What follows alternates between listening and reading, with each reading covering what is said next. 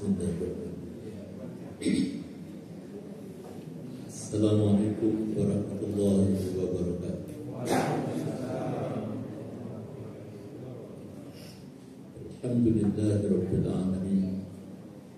Wal 'aqibatu lil muttaqin wa la 'udwana illa 'alal zalimin. La haula wa la quwwata illa billah. Asyhadu an la ilaha illallah wahdahu la syarika lah.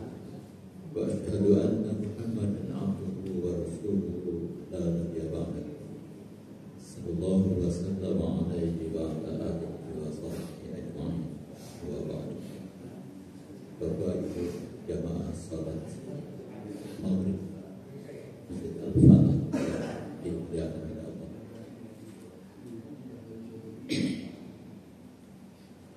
Saya mengajak Bapak Ibu sekalian, kita akan mengkaji salah satu ayat yang berkaitan dengan berkah istighfar.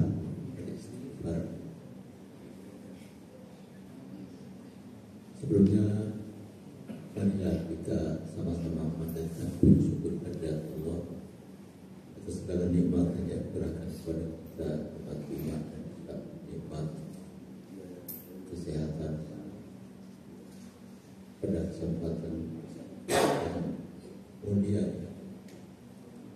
selamat yang dimuliakan oleh Allah, dan bisa bersama-sama mengkaji ayat-ayat Al-Quran ikut hadis-hadis Rasulullah Sallallahu Alaihi Wasallam, dan itu mudah-mudahan Allah Subhanahu Wa Taala memberikan sakinah, ketenangan, kedamaian dalam hati kita.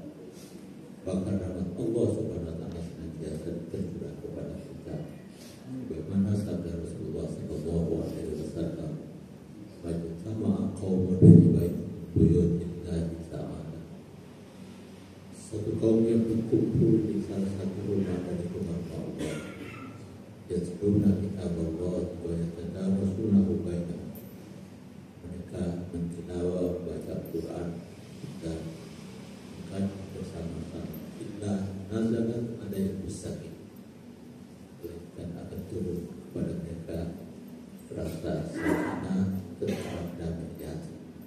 Wa ghasyiathumur rahmah, dan rahmat Allah akan tercurah kepada mereka. Wa hafathumul malaikah, para malaikat berikan perlindungan kepada mereka. Wa dzakarahumullahu fi man indah, dan Allah membanggakan mereka di hadapan para malaikat. Itu salah satu keutamaan kita berada di majelis yang disebut majelis ilmu. Kemudian salawat dan salam kita dipakai kepada junjungan kita Muhammad Sallallahu Alaihi Wasallam, para sahabatnya, para keluarganya, para tabi'in. Mudah-mudahan kita termasuk pengikutnya yang selalu menjalankan sunnah-sunnah beliau. Bapak Ibu rahimahullah, sekali lagi silakan yang punya aplikasi di HP atau Quran, kita akan baca bersama-sama surat Al-Anfal ayat 33. Boleh kita baca dari ayat 31, 32 hingga di ayat 33 akan kita bahas.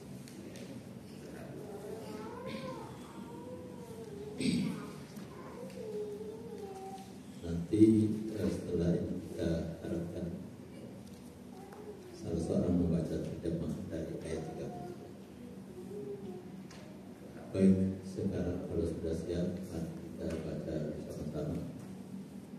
A'udzubillahi minasyaitonirrajim. Bismillahirrahmanirrahim. Ayat 31. Wa idza tutla 'alaihim ayatuna qalu qad sami'na law nasha'u la qulna mithla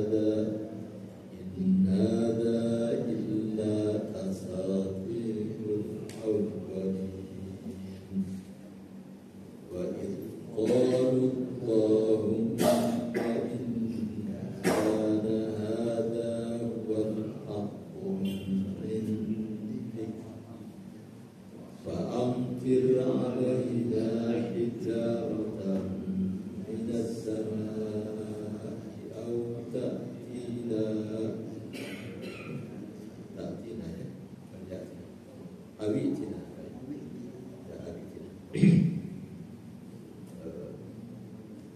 saja fa'amtir 'alaina hijaratan minas samaa'i awitina bi'adzabin alim wa ma kana Allahu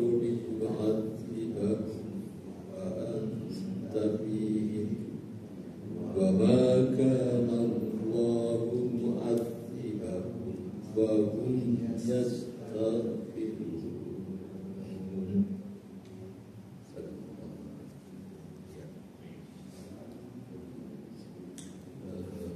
Silakan dibaca terjemahan pada ayat 33. Bismillahirrahmanirrahim. Wa ma kana Allahu liyu'adzibahum, berkalimat saja. Wa ma kana Allahu liyu'adzibahum, baca terjemahannya.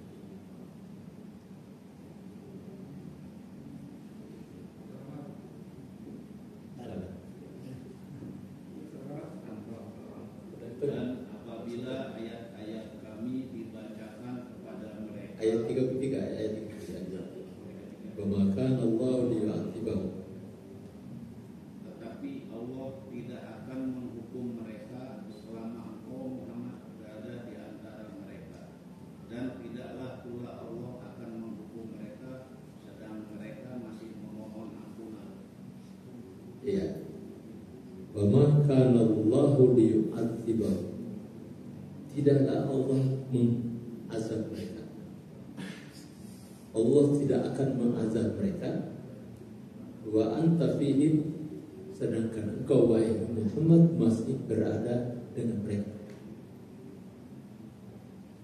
Wa ma kana Allahu mu'adzibahum, dan tidaklah pula Allah azab mereka. Wa hum yastaghfirun, sedangkan mereka ada yang beristighfar, memohon ampun.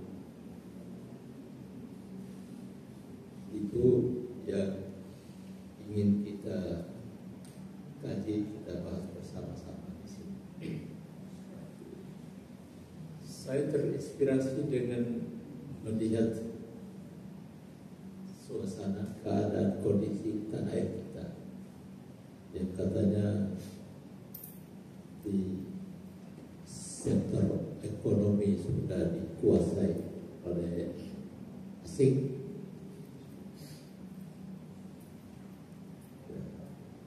Politik, budaya, bahkan juga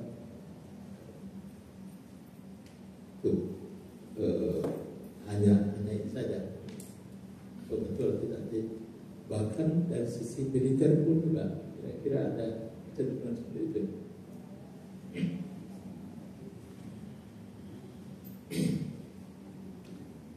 Sehingga saya membayangkan, kalau tidak sekarang bagaimana dengan anak cucu kita di belakang hari? Apabila kondisi negara kita, bangsa kita sudah seperti itu, segala kebijaksanaan yang dilakukan sekarang tidak lepas dari rekayasa, tantangan, kekuatan-kekuatan global. Itu yang membuat saya berpikir, mungkin kita tidak mengalami itu, tapi besok lusa anak-anak kita bagaimana? Apakah dakwah ini masih bisa disuarakan di masjid-masjid?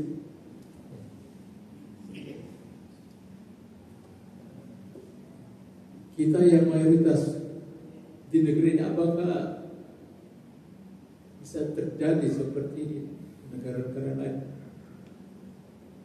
Yang paling belakang adalah Andalusia, Prancis. Itu kan termasuk salah satu kota pusat kebudayaan, bahkan pemerintahan Islam waktu itu. Bukan hanya satu abad, berapa abad. Tapi sekarang tinggal puing-puing sejarah aja. Kita Indonesia, bangsa Indonesia ini sudah dahulu mayoritas, sekarang kan sudah menurun jadi berapa persen. Nah, ketika membaca ayat ini sedikit terhibur. Wa ma kana Allahu liyu'adzibahum wa anta fihim. Allah tidak akan mengazab mereka sedangkan kau wahai Muhammad bersama-sama berada dengan mereka. Wa ma kana Allahu mu'adzibahum, Allah tidak akan mengazab mereka. Wa hum yastaghfirun, mereka masih beristighfar, mohon ampun kepada. Ini saya ambilnya dari tafsir Ibnu Katsir. Di antaranya dia menjelaskan tentang sabab nuzul ayat terkait dengan dua ayat yang tadi kita baca. Yaitu pada ayat 31, wa idza tutla alaihim ayatuna, ketika dibacakan kepada mereka ayat-ayat kami, qalu qad sami'na, kata orang-orang musyrikin, ya itu kami juga sudah tahu, kami dengar. Lau nasya'u laqulna, lau nasya'u laqulna, kalau kami mau, kami juga akan mengatakan seperti Quran itu.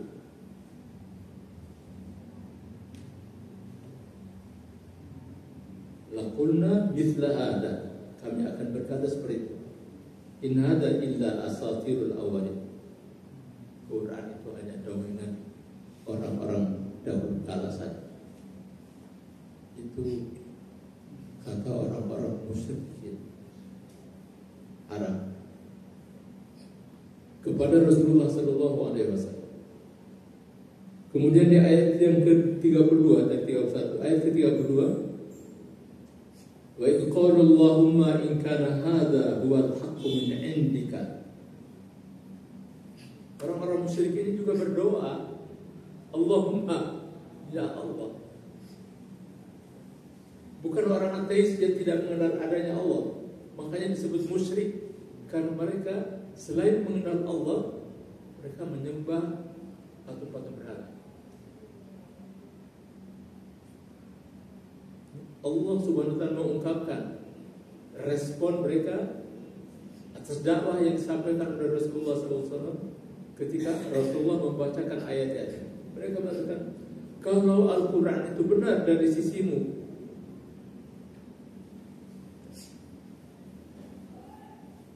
fa'amtir alaina hijaratan minas sama. Ini kata Ibnu Katsir, mereka kok menantang Al-Quran. Mestinya kalau mereka tahu bahwa ini benar Al-Quran, mereka akan mengatakan, berilah kami hidayah supaya kami bisa mengikuti sebaik-baiknya Al-Quran. Tapi tidak. Yang terjadi adalah kalau benar Al-Quran itu adalah turun dari sisimu, fa'amtir alaina hijaratan minas sama, turunkanlah hujan batu dari langit kepada kami. Awitina di ayat, atau datangkan kepada kami, awitina bi adzab alim, itu datang. Atau kalau tidak, datangkan kepada kami azab yang paling pedih. Yang ditantang hujan batu atau azab lain yang lebih pedih daripada itu. Nah, baru di ayat 33 Allah menjawab dengan wa ma kana Allahu liya'adzibahum wa anta fi. Jadi beda dengan rasul-rasul terdahulu seperti kaum Ad, kaum Samud, kaum Lut. Ketika umatnya sudah tidak mau lagi mendengar, mengikuti dakwah mereka berdoa, binasakanlah umatku ini, dan hancur, lebur semuanya. Termasuk kisah Nabi Nuh alaihi salam, dan terakhir adalah Fir'aun, dimusnahkan, ditenggelamkan di laut merah dengan bala tentaranya. Itu doa. Tapi kaumnya yang berdoa menantang Allah Subhanahu wa taala untuk diturunkannya azab, malah Allah menjawabnya dengan wa ma kana Allahu liya'adzibahum. Allah tidak akan mengazab mereka dengan tantang itu, tidak seperti dahulu umat-umat para rasul yang ketika mereka berdoa, yang berdoa itu rasul-rasulnya langsung dibinasakan. Engkau wahai Muhammad, kalau masih berada pada mereka, kami tidak akan mengazab mereka. Dan yang kedua, Allah tidak akan mengazab mereka selama ada di antara mereka yang masih beristighfar. Nah ini poinnya. Ibnu Abbas radhiyallahu anhuma yang dikenal oleh para sahabat-sahabat dengan paling faham tentang makna-makna Al-Quran, yang mengatakan apa? Kana fihim amanani. Di waktu itu mereka punya dua jaminan keamanan. Yang pertama adalah Nabi sallallahu alaihi wasallam. Karena ada Nabi di situ, mereka aman. Tidak turun azab Allah kepada mereka seperti umat-umat terdahulu. Dua aman. Yang kedua adalah apa? Yang kedua adalah al-istighfar. Kata Ibnu Abbas, fa dhahaba an-nabiy sallallahu alaihi wasallam wa baqa al-istighfar. Rasulullah sudah wafat, meninggal. Satu lagi yang bisa memberikan jaminan keamanan adalah istighfar. Dan itu yang membuat ada hati tidak jadi ada keterangan di situ. Walaupun kalau kita bisa melihat dalam hadis Rasulullah sallallahu alaihi wasallam tentang azab itu,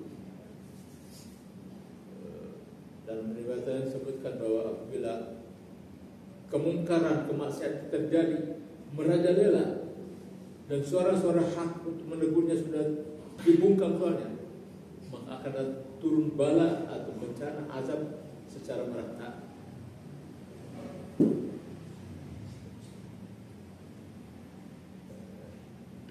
Dan jadi kembali kepada ayat ini,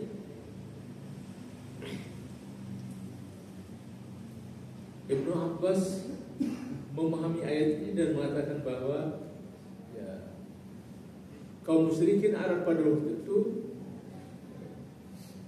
berada dalam dua jaminan keamanan, yaitu ada Rasulullah dan adanya di antara mereka tentu sahabat-sahabatnya yang sudah beriman, beristighfar. Kalau tidak, boleh jadi turun azab yang membinasakan mereka seperti kaum Nabi Lut, Samud, kaum Soleh dan lain sebagainya. Nah, apa yang difahami oleh Ibnu Abbas ini kemudian juga hadis yang diriwayatkan oleh Imam Tirmizi dari Abu Musa al-Ash'ari, Rasulullah sallallahu alaihi wasallam bersabda, "Anzalallahu alayya amanain." Anzalallahu alayya amanain. Aman, maksudnya dua keamanan. Allah turunkan kepadaku ada dua jaminan keamanan.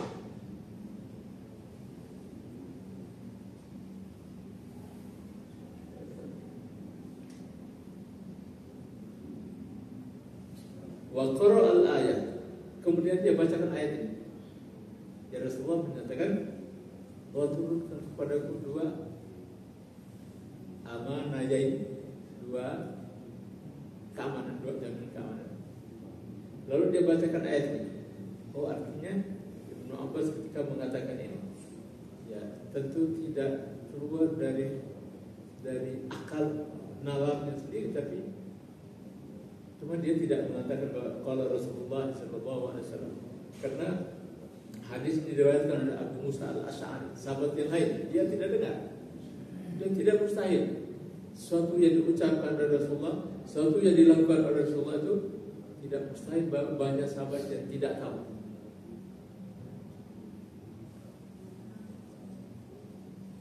Karena itu biasanya kalau ada masalah, orang akan bertanya-tanya kepada sahabatnya lain. Sama misalnya kan Pak Umar bin Khattab, Abu Bakar, kalau ada masalah, maka adakah kalian punya jawaban terhadap pertanyaan seperti ini?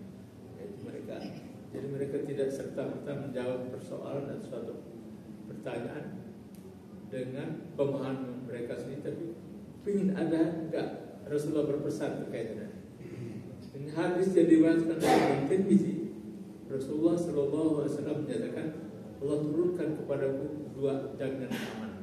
Lalu dia bacakan ayat ini. Jadi persis seperti yang dikatakan oleh Ibnu Abbas bahwa Rasulullah dalam ayat ini, Rasulullah, keberadaan Rasulullah dan istighfar yang dilakukan oleh mereka yang membuat sebagai penangkal turunnya azab Allah. Kemudian hadis yang kedua yang diriwayatkan oleh Imam Ahmad dan Hakim dari Abu Sa'id Al-Khudri. Qala Rasulullah sallallahu alaihi wasallam. Rasulullah bersabda, "Inna syaitana qala wa bi izzatika ya Rabb." Kata Rasulullah, itu setan iblis itu dia pernah berdoa memohon kepada Allah. Bi izzatika ya Rabbi, demi kemuliaanmu ya Allah, ya Tuhanku. Dia tidak sebut Allah, ya Rabb, menandakan bahwa pengakuan iblis bahwa dia pun juga diciptakan oleh Allah Subhanahu wa taala. Tauhid rububiyah. La abrahu uhwi ibadaka. Aku tidak akan berhenti, aku tidak akan pernah berhenti untuk menggoda hamba-hambamu. Madamat arwahuhum fi ajsadi, selama mereka masih hidup, arwah itu roh, selama roh mereka masih di tubuh mereka, aku tidak akan pernah berhenti untuk menggoda, memperdayakan mereka.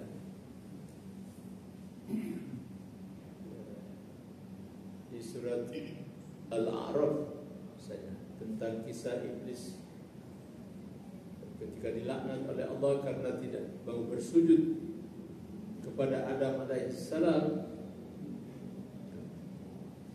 dan ketika Allah sudah melaknatnya untuk sampai hari kiamat, itu iblis memohon kepada Allah, la ubiyannahum ajma'in, berkenankanlah aku akan memperdayakan mereka semua, illa ibadaka minhum mukhlasin, kecuali hamba-hambamu yang ikhlas. Nah,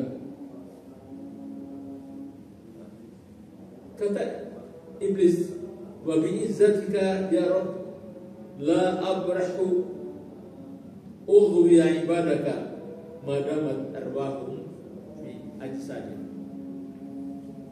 Saya tidak akan berhenti untuk memperdayakan, menggoda hamba-hambamu ini selama roh mereka masih ada di tubuhnya, selama masih belum tercabut nyawa.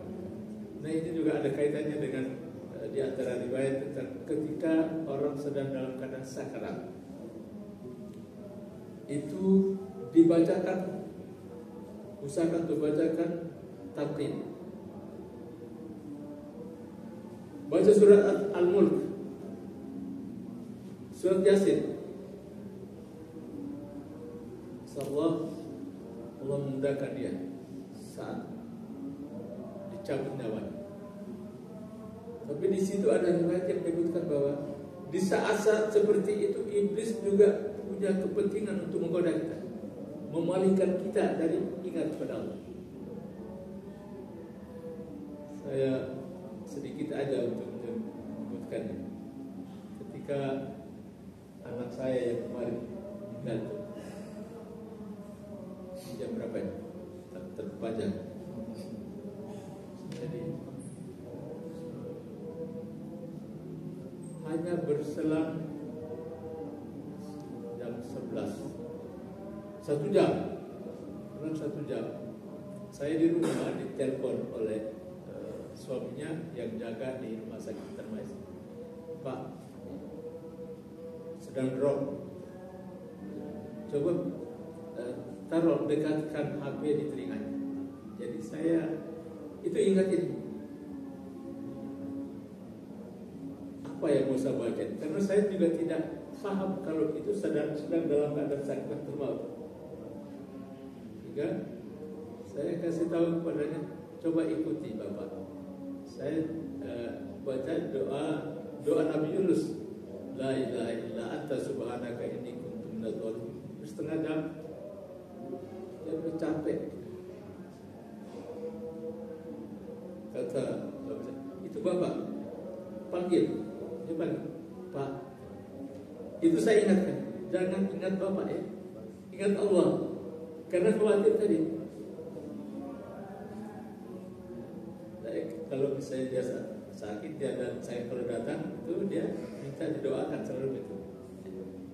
Tapi di saat itu saya justru malam, jangan ingat ke Bapak, ingatnya kepada Allah, karena saya khawatir iblis bisa memalingkannya dari situ. Maka saya bilang, udah tidurlah. Jadi diantar juga sampai dia tidur, ucapkan jam 12:30, udah tertidur di 12:30, telepon lagi. Pak, jadi tadi itu terus naik, darahnya, tensinya naik lagi, dia tidur. Tiba-tiba, Pak ini drop lagi. Udah kalau itu dekatkan HP di telinganya. Nah, saya baca masih itu juga. Tapi kelihatan sambil terus dia melemah suaranya.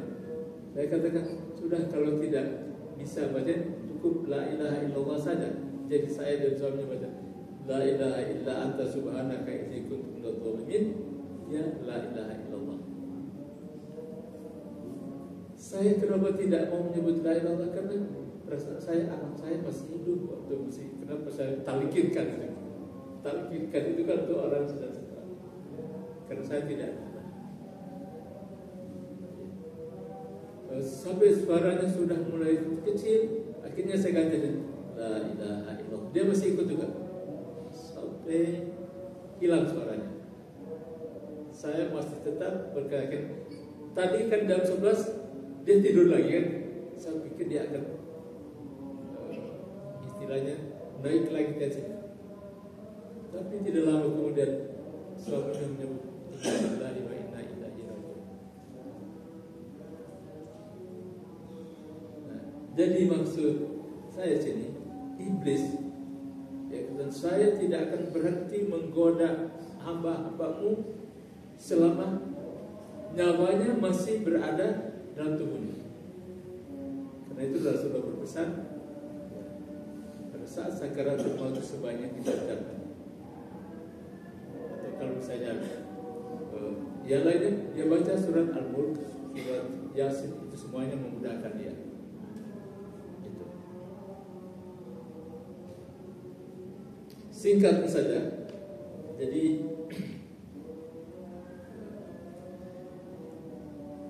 kesempatan ini saya juga terima kasih kepada bapak-bapak yang mendengar mendoakan dan turut mendoakan anak saya ketika wafat kemarin. Mudah-mudahan Allah Subhanahu wa taala mengampuni dosa-dosanya dan juga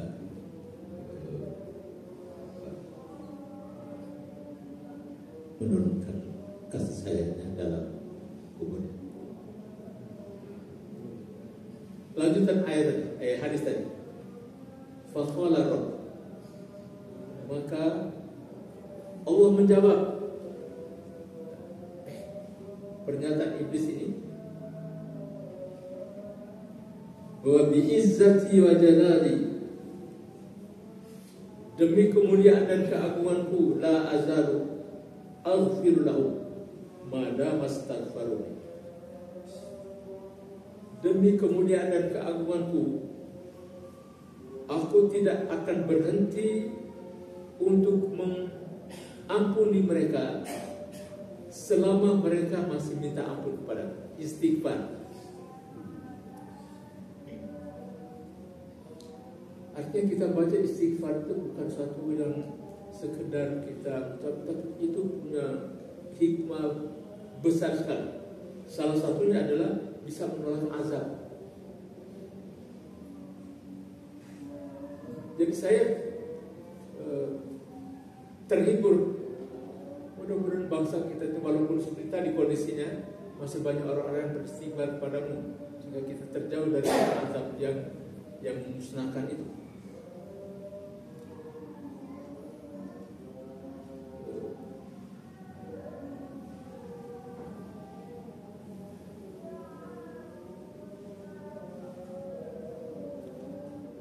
Nah, jadi istighfar, kembalinya kepada istighfar. Salah seorang tabi, tokoh ulama di kalangan tabi'in. Tabi'in artinya mereka ketemu dengan sahabat-sahabat, tidak ketemu dengan Rasul. Imam Hasan Al-Basri, ketika ada orang yang datang kepadanya mengadukan nasibnya, ya saya sudah lama berternak tapi nggak maju-maju ternak saya. Apa amalan yang dapat aku lakukan biar supaya usaha ternaknya maju? Kata Imam Hasan Al-Basri, baca istighfar banyak-banyak. Ada lagi seorang datang kepadanya dan bertanya,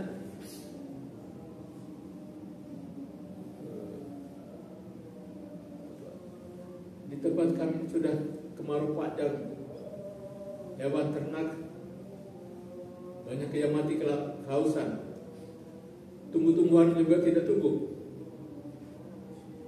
Apa yang bisa kami amalkan? Doa apa yang kami lakukan? Kata Imam Hasan Al-Basri, baca istighfar banyak-banyak. Ada lagi seorang laki-laki datang mengadukan dia ingin punya anak laki-laki, yang lainnya perempuan atau belum punya anak, minta didoakan supaya dia punya anak. Jawabannya sama, kata Imam Hasan Al-Basri, baca istighfar banyak-banyak.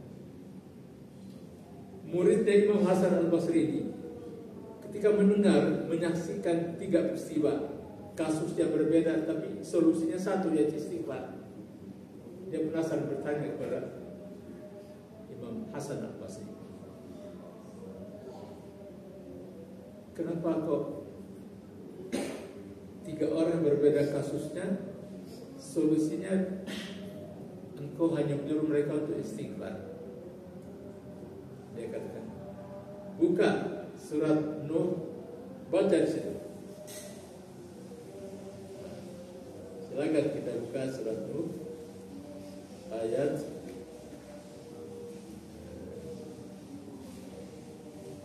10, 11, 12. Jawabannya Imam Hasan Al-Basri adalah, lihat surat Nuh ayat 10, 11, 12 dan baca.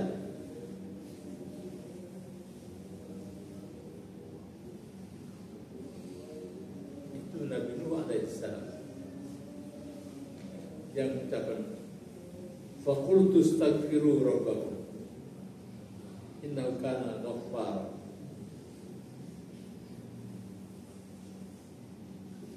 berapa? 11 apa 10? 10 ya. Faqultu, kata Nabi Nuh alaihi salam, aku katakan, istaghfiru rabbakum innahu kana ghaffar. Mohonlah ampun kepada Rabbmu, Dia Maha Pengampun. Yursilis samaa 'alaikum midrara. Terjemahannya,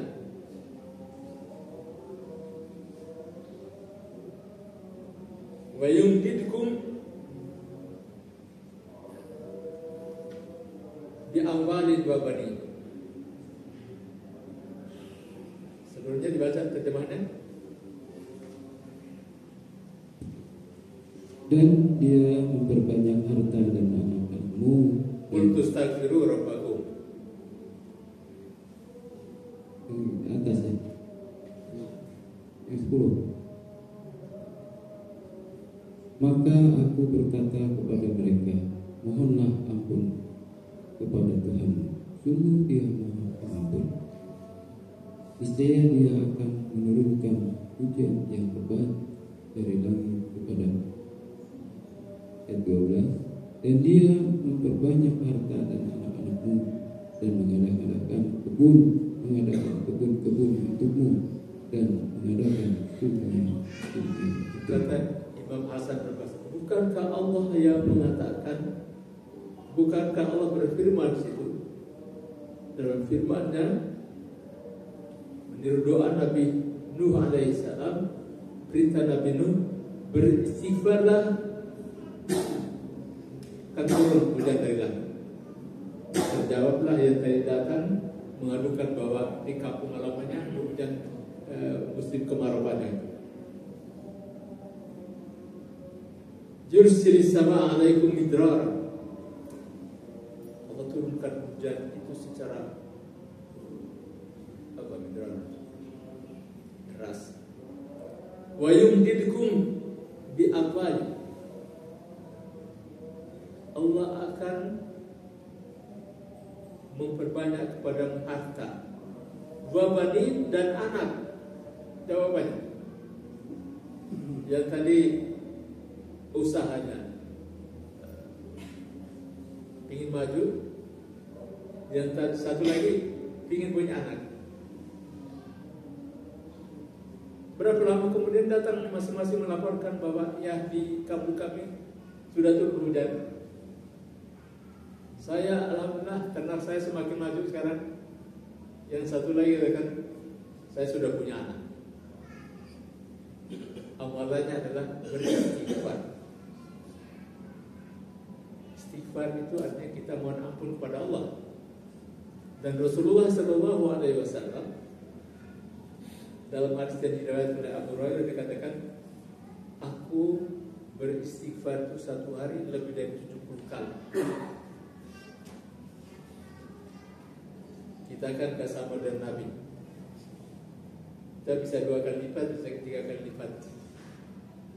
Tapi istighfar punya makna dalam pengertian ya kita menyesali dosa-dosa kita, harus begitu. Tidak mau mengulangi perbuatan maksiat, dosa itu menggantikan dengan yang baik-baik, meningkatkan amal ibadah. Bukan sekedar kita mengucapkan istighfar, astagfirullah wa atubu ilaik, astagfirullah wa atubu ilaik, capek, mulut kita berbusa tapi tidak bermakna. Dan barangkali itulah yang membuat beberapa orang yang bertanya kepada Imam Hasan Al-Basri terjawab semuanya. Dan dari sini juga kita bisa mengerti bahwa istighfar punya keberkahan hingga sampai kepada masih ada satu lagi hadisnya. Ya, azan dulu, silakan. Azan.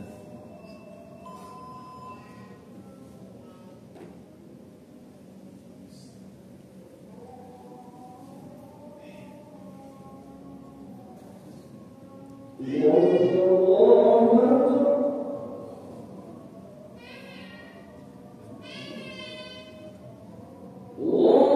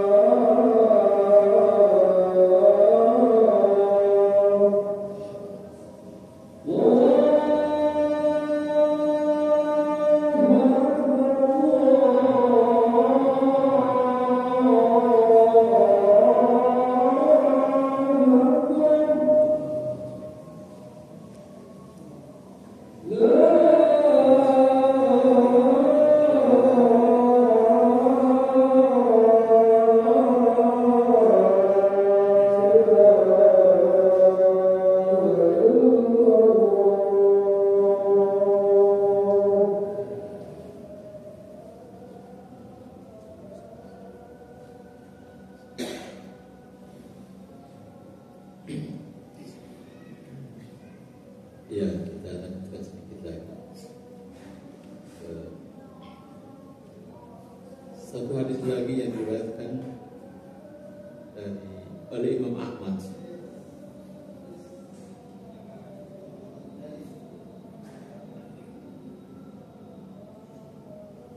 Rasulullah Sallallahu Alaihi Wasallam bersabda, Inna qala Rasulullah, hadis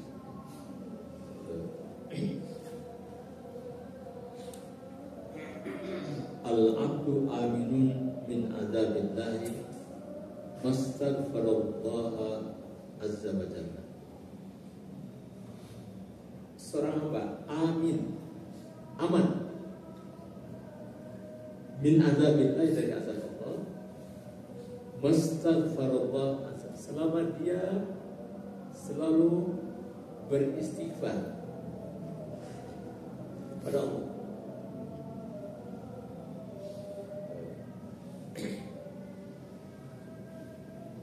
Salah satu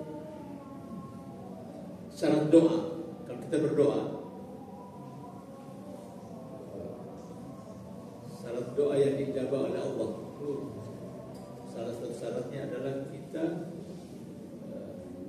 ini hadisnya, ma min muslimin yad'u bi da'wati, tiada satu muslim yang berdoa dari satu doa, laisa fiha itsmun wala qati'atu rahim, dia tidak punya dosa dan tidak memutuskan silaturahim, illa a'tahu Allahu biha ihda salas, Allah akan mengijabah doanya. Di antara syaratnya adalah tidak ada dosa, kemudian tidak memutuskan silaturahim, maka doanya pasti dijabah oleh Allah. Tapi doa yang dijabah ini ada 3 macam. Satu, imma ayu ajila lahu da'watu. 3. Pertama adalah doanya langsung dikabulkan oleh Allah di saat itu. Atau yang kedua, imma ayu dakhir lahu fil akhirah. Doanya dijabah tapi disimpan untuk di hari kiamat nanti akan dibalas. Dan yang ketiga adalah imma an yusrifa anhu minas su'i, atau berkat doanya yang dahulu, saat ini ketika dia menghadapi suatu bahaya, dia selamat dari bahaya.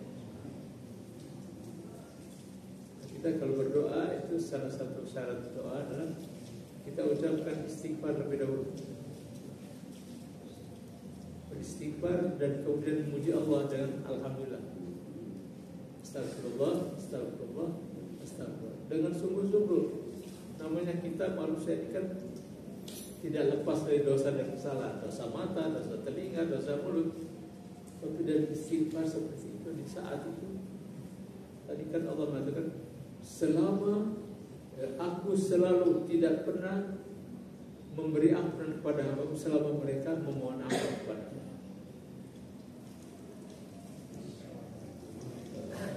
Iya, nah ini juga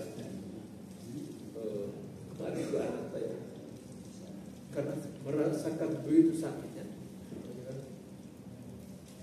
saya sudah sabar. Kalau sabar itu menghapuskan sakit kita, menghapuskan dosa-dosa kita.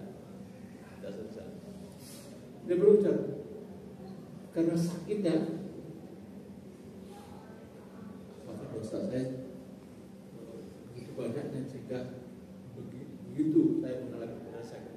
Saya ingatkan lagi, oh tidak, Rasul-Rasul Allah itu mereka yang paling banyak menghadapi musibah cobaan.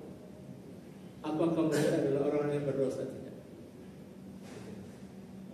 Rasul-Rasul Allah yang kemudian dikenal dengan ulul azmi, di antaranya adalah Rasulullah Sallallahu Alaihi Wasallam. Mulai dari Nabi Nuh, Nabi Ibrahim, Nabi Musa, Nabi Isa, dan Nabi kita Muhammad Sallallahu Alaihi Wasallam.